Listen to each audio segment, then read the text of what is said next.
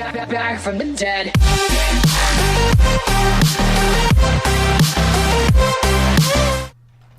Okay, so the quest for the Easter event is actually a lot easier than it seems. Just make sure you take your time and have a full stamina bar before you complete one obstacle course.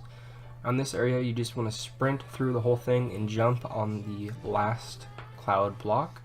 And the rest of the little coins here, you just want to go through quickly, but if you run out of stamina part way, you just want to slowly walk forward. I'll show you here. If someone activates it, you can just try to stay in the center of the coin and you won't fall off. That guy messed it up and he fell off, but if you wait before you keep going, you'll be fine. On this area here, it's best to have one person go at a time. The reason for this is every single time they jump, the block will fall, and it's a little bit laggy, so you never know what's going to happen. That button there breaks planks that make it easier to complete this part of the obstacle course.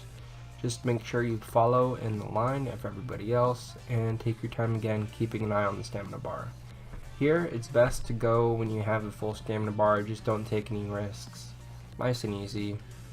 It's best to go when the thing isn't moving, but I just go ahead and jump because I don't really care. So once you get through here, you just want to sprint jump off to the end and then climb up this little area. Again, make sure your stamina bar is full before continuing. For this area here, all you have to do is punch the wheat or hit it with a melee weapon to break the wheat and then release the turnips. You have to kill all the turnips. Well, you don't have to kill all the turnips, but you have to break all the wheat in order to continue, and I definitely recommend killing all the turnips because they get in the way if you don't.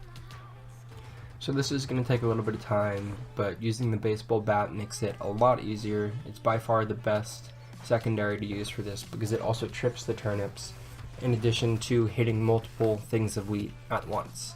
The katana is nice, but it's not as effective because it doesn't trip the turnips and it only hits one at a time.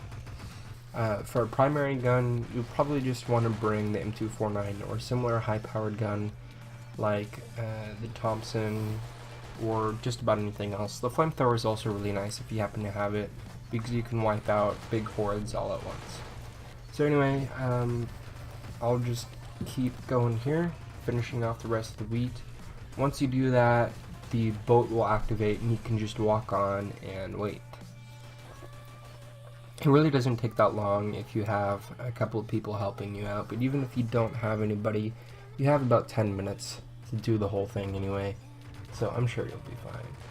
Anyway, so once all the wheat is destroyed, hop on the boat, 10 seconds to wait. Don't stand on the edge here because someone will likely hit you with an egg or a pie and kill you, so that's never good. If you happen to have the sleigh, you can actually fly to the barn here and hit the button before anyone else gets there, and it will cut the time in half.